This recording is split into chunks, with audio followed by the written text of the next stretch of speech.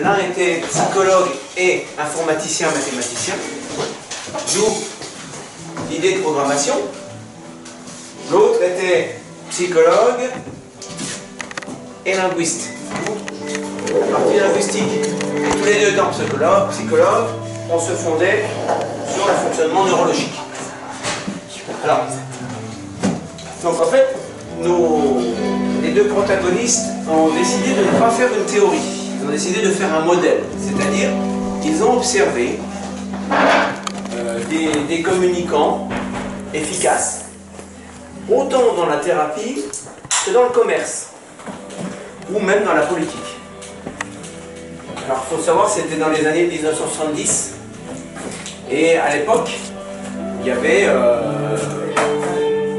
en courant psychologique, un courant qui découlait d'un autre courant qui était Palo Alto, qui est arrivé dans les années 50, 60, qui travaillait sur la communication.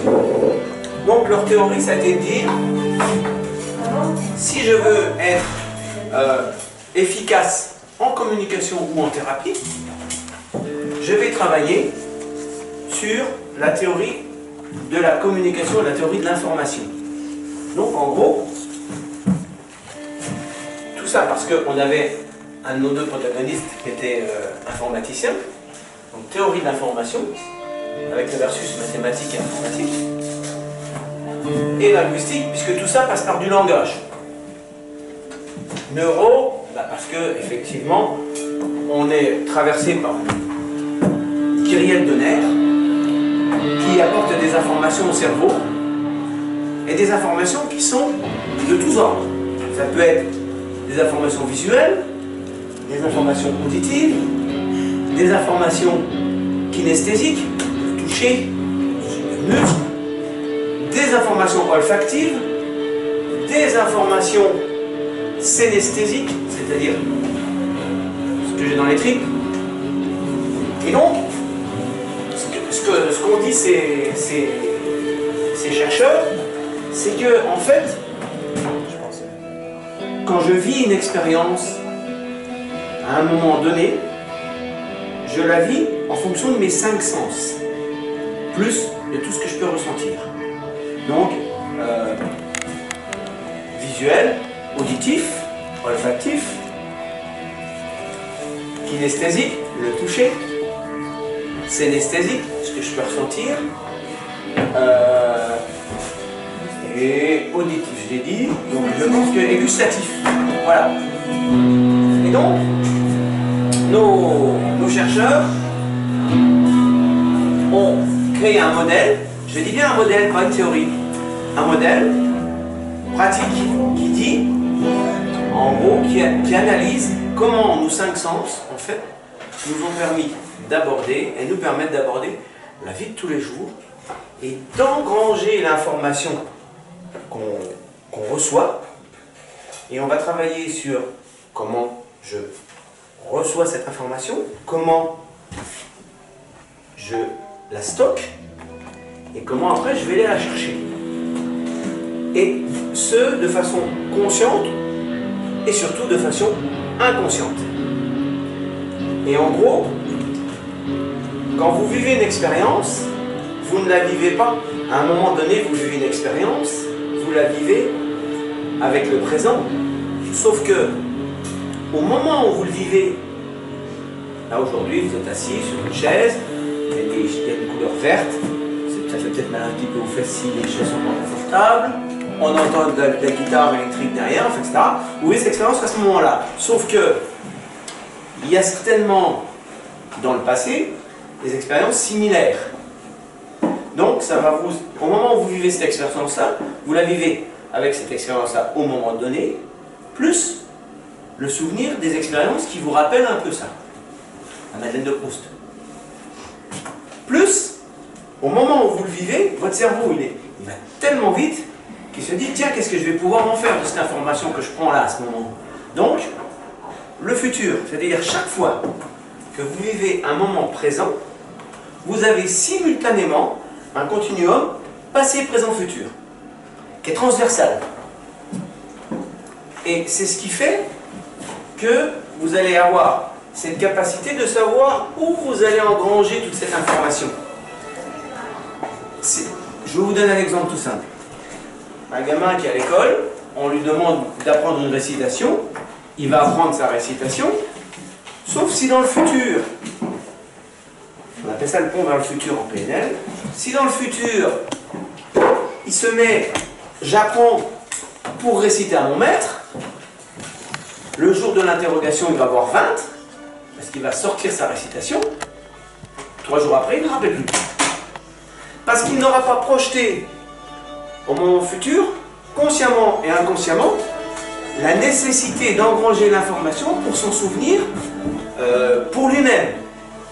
C'est pour ça qu'il y a beaucoup de choses qu'on apprend à l'école et qu'on est incapable, 10 ans plus tard, de pouvoir ressortir, parce que, eh ben, dans la partie du continuum passé, présent, futur, dans le futur, on a bloqué le futur à « je travaille » pour avoir 20 le jour où je deviens mon maître.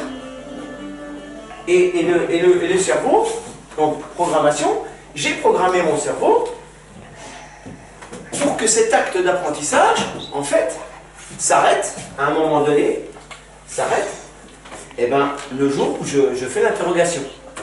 Après, je ne sais plus. Donc c'est pour ça que la notion de programmation est importante. Programmation neuro-linguistique, parce qu'on va passer par un ligne neuro, c'est simple. Donc, voilà. Et linguistique, puisque à partir du moment qu'on en parle comme ça, c'est que si on en parle, c'est qu'on est passé par un acte de symbolisation. Donc la symbolisation, la linguistique, c'est la symbolisation. Alors, pour vous faire comprendre un peu ce que peut être la symbolisation, je vais vous parler du langage des abeilles. Il y a des apiculteurs ici? Non? Alors, vous avez une ruche. Bon, vous m'excuserez, je ne suis pas un excellent dessinateur. Vous avez une ruche. Vous avez le soleil. Voilà. Et vous avez un champ où il y a de la lavande. Champ de lavande. Et puis dans les abeilles, il y a une hiérarchie. Et dans la hiérarchie des abeilles, il y a les butineuses. Les butineuses, elles vont partir, hop, et elles vont trouver la lavande. Qu'est-ce qu'elles vont faire les butineuses?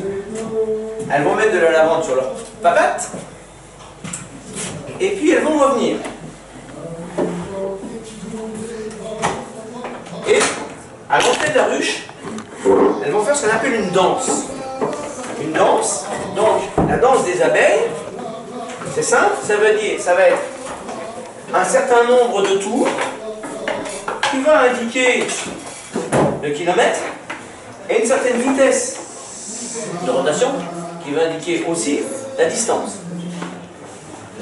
Elles vont faire leur danse dans le même angle par rapport au soleil, le même angle, ici. Ce qui fait que les autres abeilles qui sont à l'intérieur, qui n'ont pas vu où se trouvait le champ de la lavande, reçoivent comme information à 10 km de là, à 45 degrés, il y a quelque chose. Et puis comme elles ont sur leurs pattes de la lavande, chacune va aller sucer ce qu'il y a sur les pattes de l'autre abeille. Et donc toutes les abeilles qui ont vu cette danse et qui ont sucé l'abeille savent qu'à 10 km de là, à 45 degrés, il y a un champ de lavande. Et tout le monde y va. Alors à votre avis, c'est de la communication ça. Mais est-ce qu'il y a eu symbolisation? Est-ce que c'est du langage? Eh bien non, c'est pas du langage. Pourquoi? Parce que les abeilles qui ont vu la danse de celles qui sont revenues savent exactement ce qu'il faut faire, mais elles sont incapables de me communiquer à d'autres abeilles au sein de la ruche la même information. D'accord? On n'est pas passé par un stade qui est un stade de symbolisation. On n'a pas symbolisé, alors nous on le fait par des mots, on n'a pas symbolisé, donc on est dans un acte de communication mais pas dans un acte de langage. Donc en programmation neuro-linguistique, on travaille sur le langage. On travaille effectivement sur le travail d'information. Donc est-ce que vous saisissez déjà bien la différence entre ce que c'est qu'une communication et un langage? Dans un langage, il y a ce qu'on appelle un rapport signifiant signifié. D'accord? Il y a un symbole, il y a un signifiant et un signifié. Alors le signifiant, en gros, c'est ce que ça transporte comme information, et le signifié, c'est ce qui est dit. Pour faire simple, en gros, on passe par un symbole. Donc, nous, en programmation neurolinguistique, on va travailler sur comment l'information va être engrangée dans notre cerveau pour pouvoir construire une vision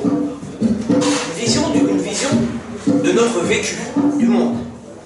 On est dans un rapport imaginaire, en réalité. Vous voyez, on n'est pas... le réel n'existe plus. On va se retrouver face à une réalité qui est la nôtre. Et pour revenir à ce que je disais tout à l'heure, une réalité qui est la nôtre par rapport à ce qu'on a vécu avant, qui peut ressembler à ce qu'on vit en ce moment, et puis à la projection qu'on s'en fait sur ce qu'on va faire plus tard. Voilà.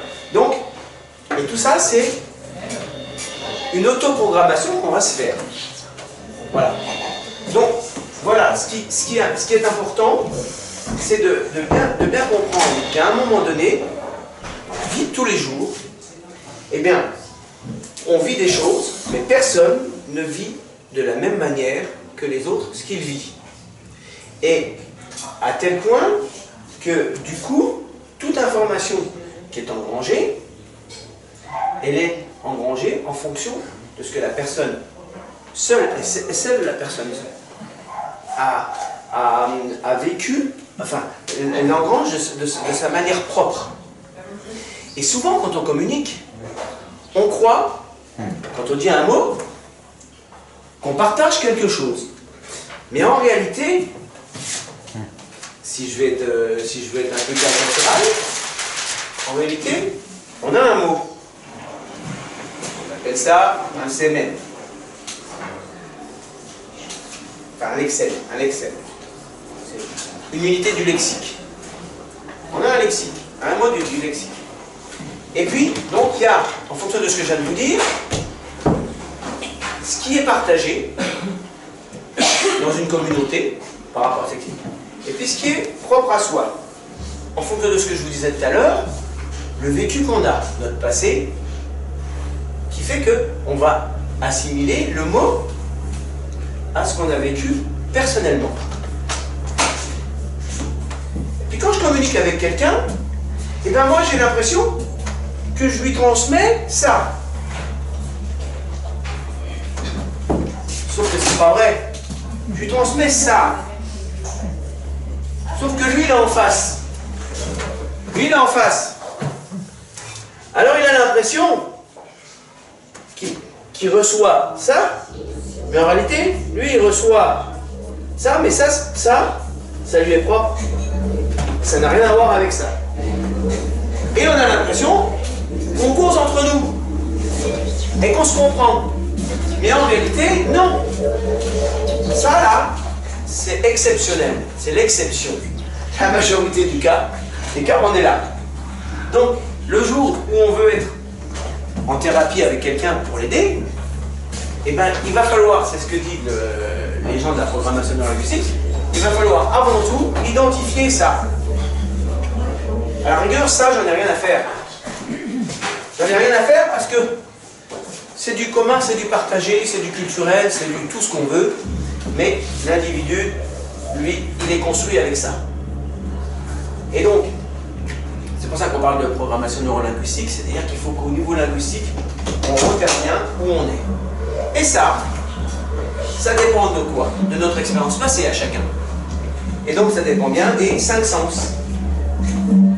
Visuel, auditif,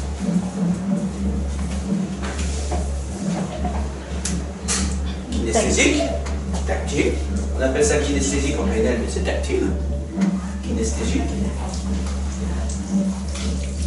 Visuel, auditif, kinesthésique.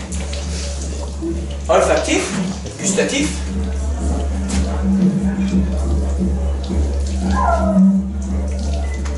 Et puis, le synesthésique, c'est-à-dire tout ce qu'il y a dans notre corps, qui est diffus, qui vient des tripes, qui vient tout ça. Donc, synesthésique. Alors en PNL, on appelle ça le VACO, parce que on sait aussi qu'au niveau du traitement de l'information, l'olfactif et le synesthésique ont un peu partie de la même chose. D'ailleurs, quand vous dites que je me sens pas bien, vous dites je me sens pas bien. On est bien sur l'olfactif. C'est les mêmes parties du corps qui traitent l'information. D'ailleurs, on sait aujourd'hui qu'on est tapissé, tout le tube digestif jusqu'au tripes est tapissé de cellules olfactives. C'est pour ça que l'aromathérapie, ça marche pas mal. Donc on est tapissé de cellules olfactives. On sait aussi, on parle de neurones, qu'on est bourré de neurones au niveau de l'intestin, puisqu'on dit aujourd'hui que c'est le deuxième cerveau. Donc, la programmation neurolinguistique, qu'est-ce qu'elle va faire? En fait, elle va essayer de définir chez un individu, par rapport à une expérience vécue, ça, en fonction de ça. D'accord?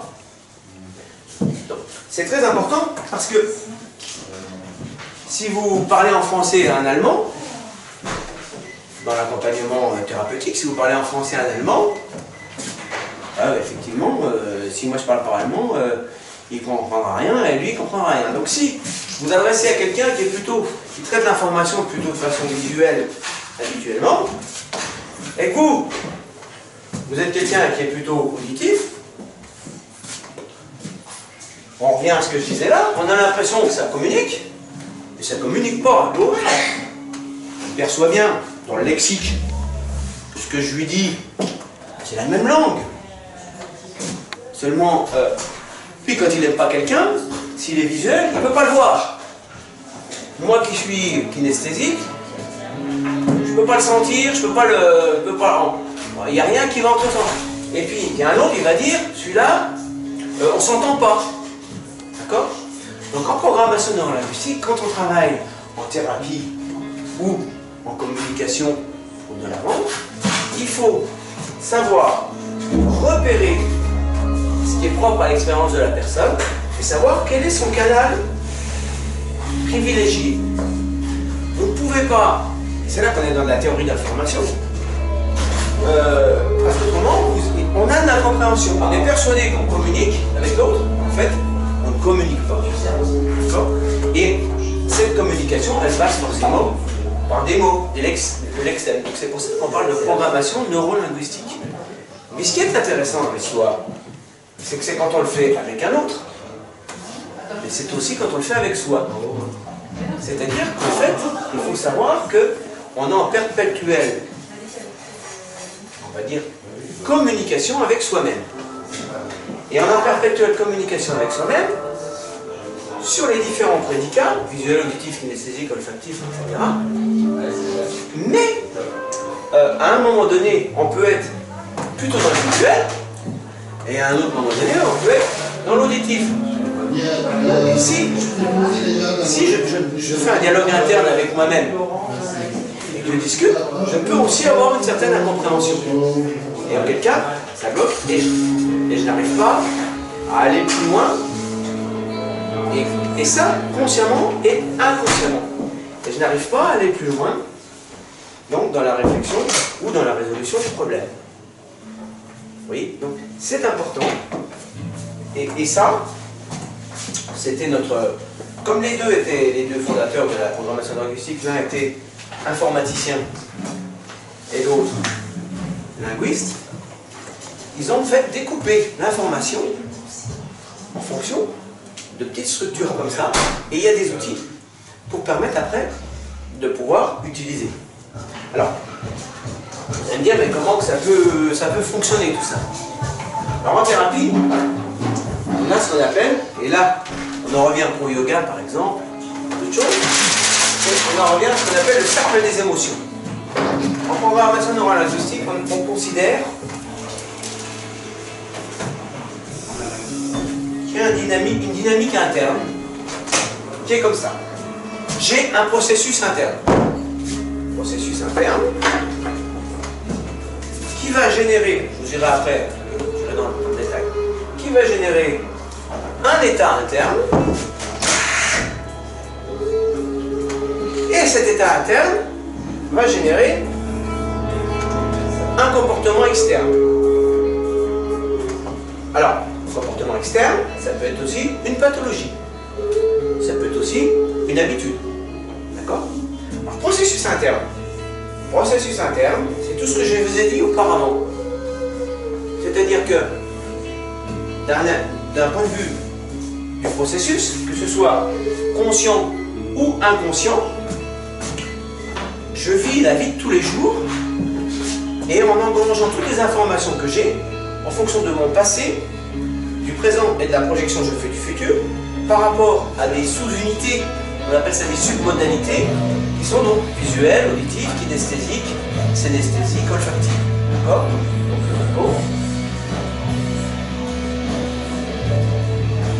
Ce processus interne va générer un état interne, une émotion.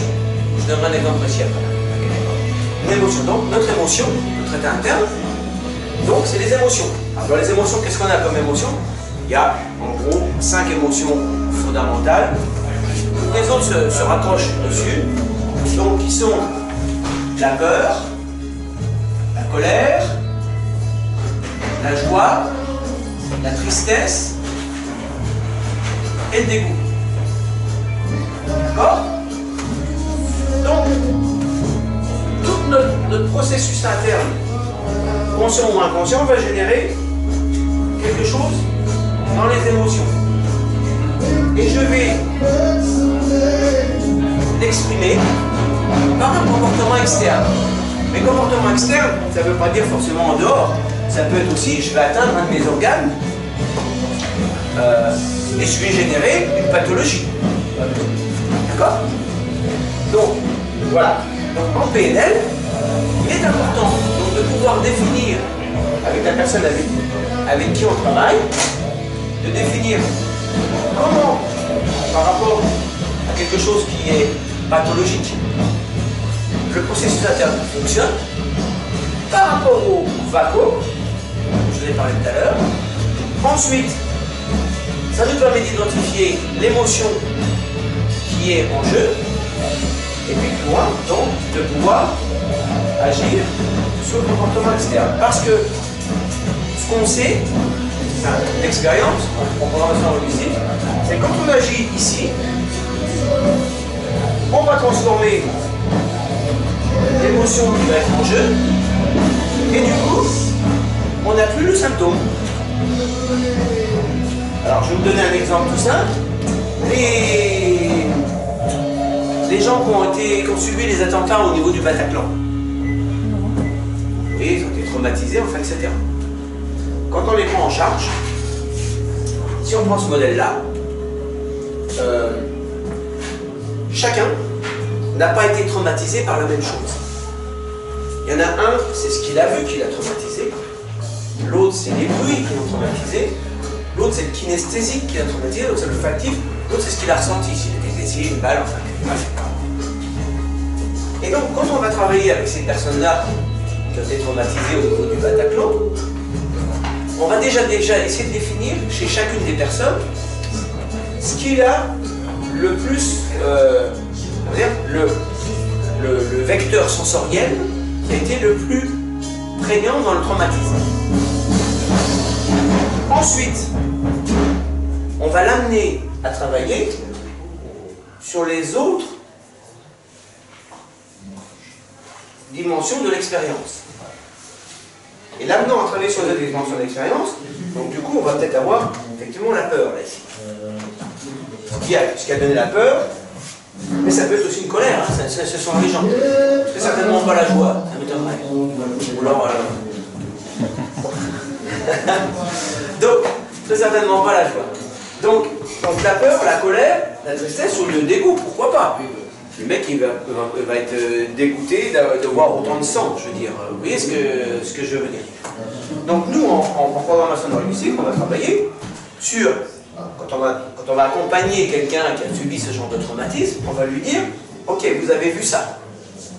Maintenant, on va l'aider, parce que la programmation neurolinguistique utilise aussi des techniques qui sont empruntées à l'hypnose ericksonienne, et on met la personne en état de relaxation, et on l'amène à revivre les événements,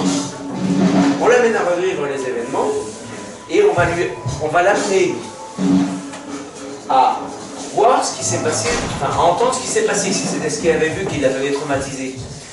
Et du coup, on permet de faire en sorte que la charge émotive, elle soit dispersée. Elle n'est plus uniquement sur l'événement traumatisant. Et donc du coup, vous allez pouvoir modifier l'impact émotionnel et donc avoir une modification des manifestations somatiques, par exemple, liées à l'état qui était associé. Alors, où ça peut être intéressant, c'est que, là je prenais l'exemple des gens du Bataclan, c'est qu'en plus de ça, ils ont utilisé, moi je suis pas trop médoc, hein, mais malgré tout, à l'époque, ils ont utilisé ce qu'on appelle des bêta-bloquants, c'est-à-dire que quand vous faites revivre l'expérience d'une personne avec l'hypnose, ça marche avec des personnes qui sont inaccessibles à l'hypnose au moment-là, parce que nul n'est inaccessible à l'hypnose. Donc quand vous faites ça, ils ont utilisé des bêta-bloquants, c'est-à-dire qu'au moment où les gens reparlent de leur expérience, une demi-heure avant, on leur avait fait prendre le nom de la molécule propanolol, je crois.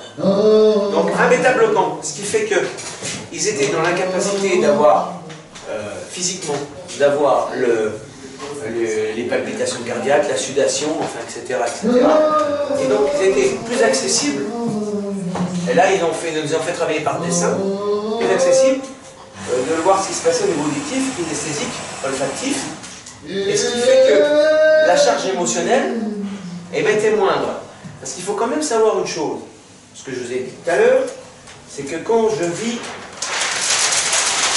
une expérience à un moment T, ici, je l'ai dit tout à l'heure, on a le souvenir d'une expérience T-1, T-2, T-3, qui nous fait rappeler un peu ce type d'expérience.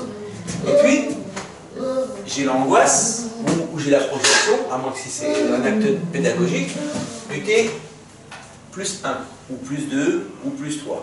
Une chose est sûre, c'est qu'à chaque fois qu'on retravaille en thérapie avec quelqu'un sur un événement qui lui est passé, ça rejoue la donne.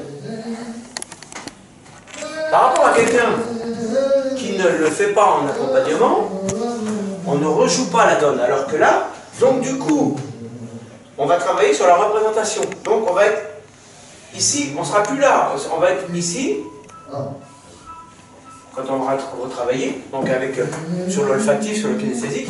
Et donc du coup, on va avoir une représentation de ce qui nous est arrivé, qui n'est plus la même. Et c'est ancré. C'est ancré, c'est-à-dire que, après, une fois qu'on a réussi à progresser comme ça, eh bien, on a une baisse de charge émotionnelle. Alors, il y a aussi des aspects un peu plus énergétiques, un peu plus... Là, je fais de la PNL, donc je n'en parle pas. Mais effectivement, on sait dans les médecines traditionnelles chinoises ou des médecines un peu plus orientales, que les émotions sont aussi associées à des organes. Donc, mais là, pour l'instant, on n'est pas là. Là, on est en PNL. Donc, le fait de travailler en PNL, donc pour revenir sur le passé, sur ce qui a joué au niveau du VACO, va faire en sorte qu'on va pouvoir avoir une reconstruction de la représentation mentale qu'on a eue de notre expérience, différente à chaque fois qu'on la retravaille. Et on va grignoter, comme ça, des petits bouts anxiogènes, par exemple, de manière à ce que la personne puisse vivre avec ce qui lui est arrivé, mais en arrivant à baisser la charge émotionnelle qu'il y avait avec. Vous comprenez le principe. Voilà. Donc, alors moi, ce que je voudrais, c'est que vous ayez des outils qui vous permettent, dans votre vie de tous les jours aussi, de pouvoir gérer ces choses-là. Parce que là, on a parlé d'un événement traumatisant, mais dans la vie de tous les jours. Donc, on a dit visuel, auditif, kinesthésique, olfactif et gustatif. Si je vous prends les uns comme ça, quand vous n'aimez pas quelqu'un, ou tiens, vous êtes fait engueuler par votre patron, ou par un voisin, comment vous allez dire les choses, vous? Je me permets.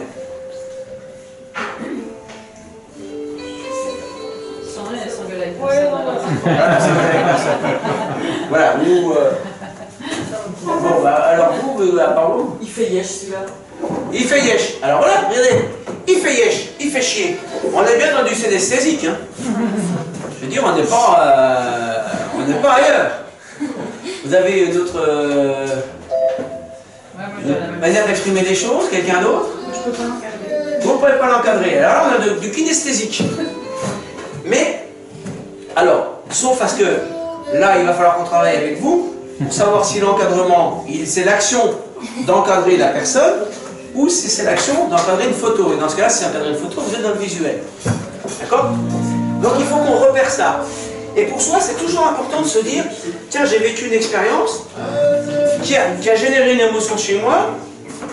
Comment? Et réfléchir soi-même sur comment. Excusez-moi, parce que il fait yesh, c'est dans quel mot? C'est dans quel... Kinesthésique ou synesthésique? Où? Synesthésique. C'est quoi synesthésique? Les sensations des tripes. D'accord? Et il fait yesh. Et donc, en tout cas, c'est très très important parce que ça va vous permettre de vous dire si un jour vous devez prendre des distances par rapport à la relation que vous avez avec quelqu'un ou sur un travail, c'est de se dire maintenant, je revois les relations que j'ai pu avoir avec cette personne et je vais essayer de revivre ce que j'ai vécu avec la personne, mais sur un mode, s'il fait yesh, on va me voir qu'est-ce qu'il m'a dit. Et du coup, pof, ça contrebalance l'émotion qui est associée. Et vous prenez une distance par rapport à l'événementiel. D'accord? Vous prenez la stratégie? Non? Non? Si? Ouais. C'est-à-dire, en fait, en revenant à des choses basiques, qui sont les 5 sens, en fait, on arrive à travailler sur une mise à distance de ce qui se passe.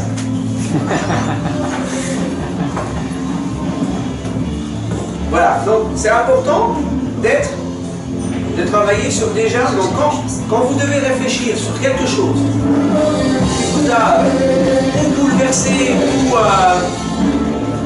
je parle pas de traumatisme là, mais qui vous a perturbé, si vous voulez pouvoir travailler sur l'émotion qui a été associée, allez en amont, c'est ce que je vous disais, c'est-à-dire ici, allez en amont chercher dans le processus interne quel est le sens qui a été le plus éprouvé. Vous revivez l'expérience. Et c'est pour ça que ça ressemble beaucoup à l'hypnose, si vous voulez. On va refaire une période, une séance de relaxation et on va demander à la personne de revivre et on va axer les choses sur visuel, auditif, kinesthésique. Quel est le sens qui a été le plus perturbé? Et en revenant sur les autres sens, en fait, vous atténuez la prégnance de cet élément sensoriel qui était celui qui vous avait le plus touché. Mais du coup, on le dissout. Voilà, on le dissout en allant sur le processus interne. Très bien. On le dissout. On le dissout et donc vous avez un état interne qui va être différent. Au lieu d'avoir de la peur, vous allez peut-être avoir de la tristesse. C'est plus facile de gérer de la tristesse que de gérer de la peur. Il y a des choses qui sont, au niveau des émotions, très difficiles à gérer. C'est la peur et la colère. La peur et la colère, c'est très très très difficile. Donc, quand on travaille en thérapie avec des personnes en émotion neurolinguistique, il va falloir déjà identifier dans quel type d'émotion on est. Et puis, le problème, c'est qu'on passe aussi d'une émotion à une autre. Mercredi dernier, je parlais de l'alimentation. Il y a des gens qui sont dans le dégoût, puis après passent dans la colère. Alors que dans l'alimentation, on devrait être dans le plaisir, c'est-à-dire dans la joie. Donc, quand on fait de la programmation neurolinguistique, on va revenir à tout ce qui était à l'origine de l'expérience négative, et on va amener les gens à dissoudre. L'expression est assez intéressante, sachant que dissoudre, c'est du kinesthésique, puisque c'est du physique, et on n'a pas de dissolution visuelle ou auditive, ça n'existe pas.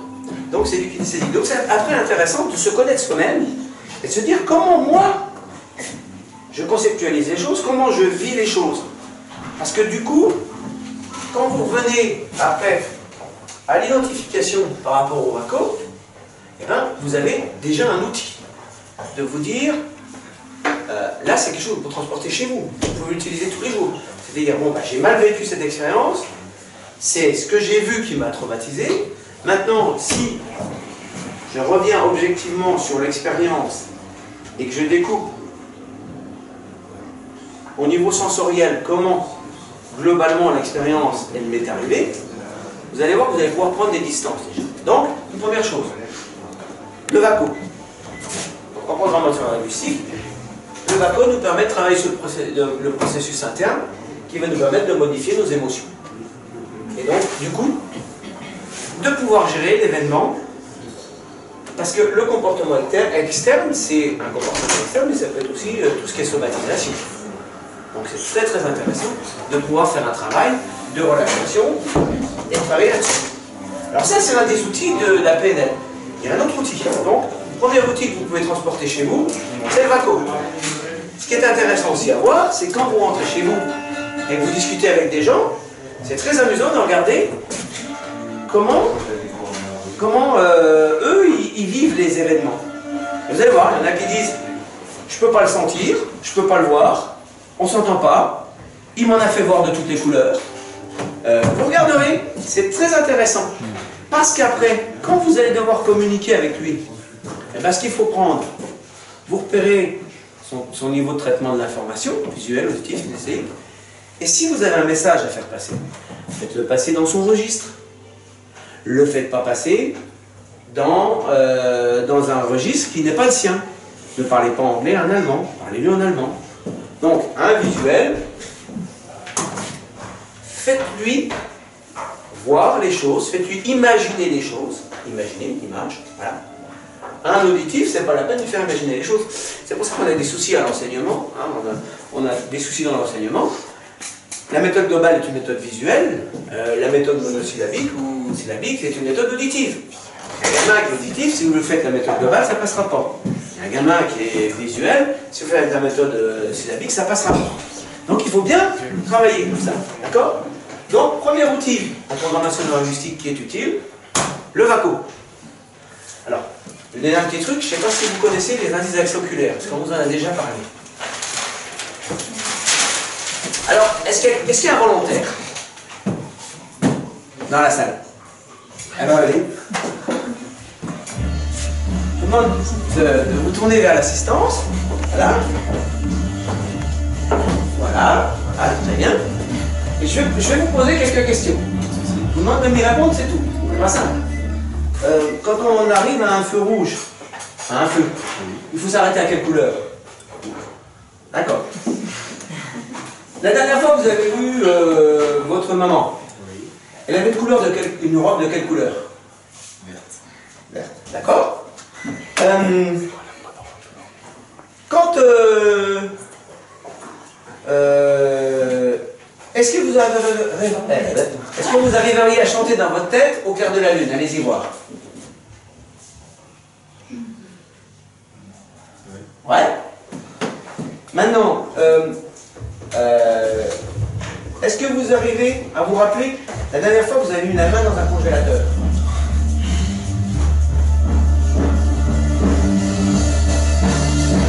Ouais.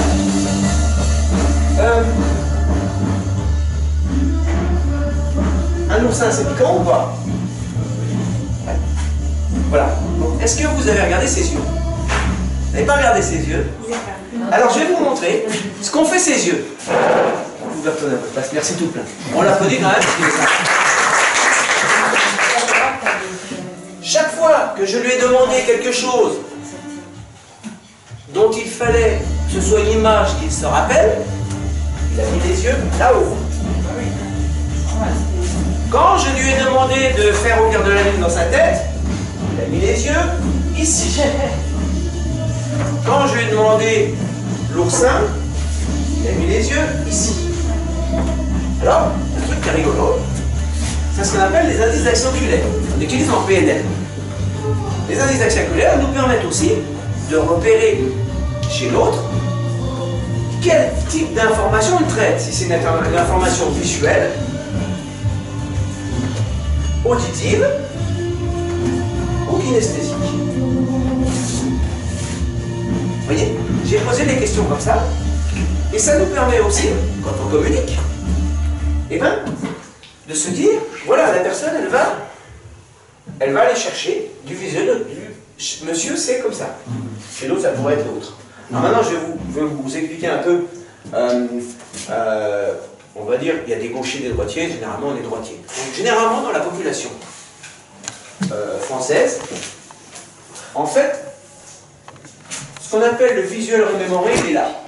Visuel remémoré. Visuel remémoré. D'accord? Ce qu'on appelle l'auditif, il est là. Le kinesthésique, il est là. Kinesthésique, olfactif, synesthésique, il est là. Hein, ici. Et ici, on est dans l'auditif interne, c'est les gens qui se disent quelque chose. Après, vous avez un gamin. De façon naturelle, on le faisait. Quand vous avez un gamin à qui vous devez, que vous devez sermonner, il est là, ici il est comme ça. En fait, il est là-dedans. Et il n'entend rien, parce qu'il est dans l'auditif. Et vous, vous êtes dans l'auditif, mais lui, il entend son auditif interne. Et souvent, de façon naturelle, on dit « regarde-moi quand je te parle ».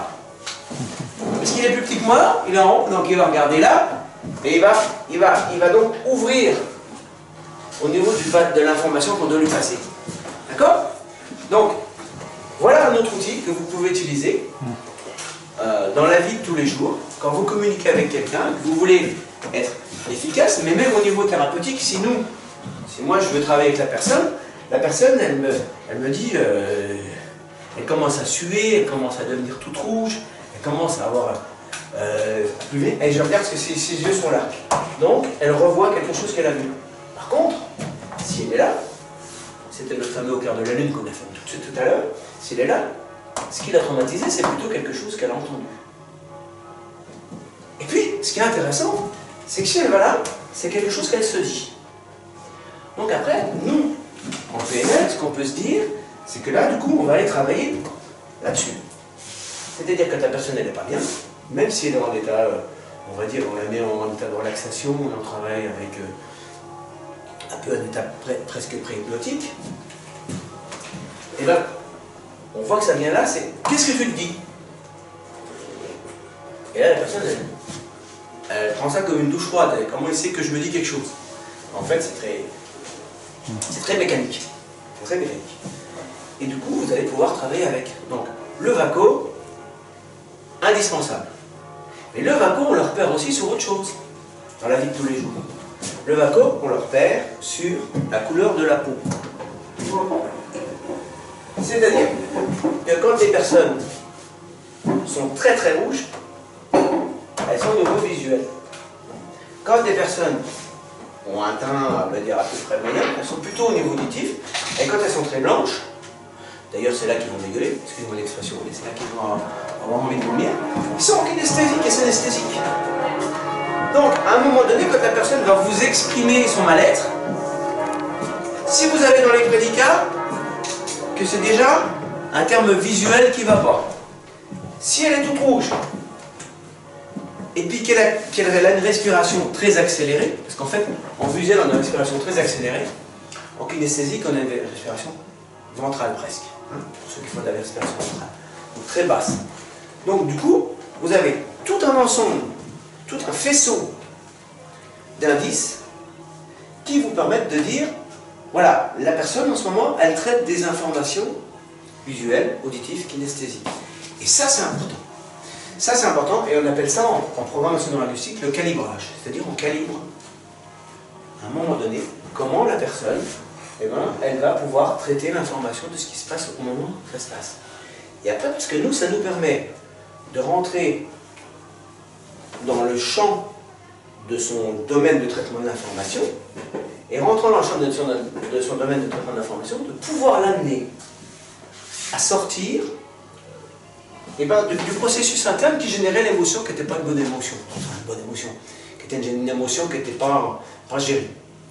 Alors, par exemple, c'est « Et quand tu te dis ça, qu'est-ce que tu vois ?»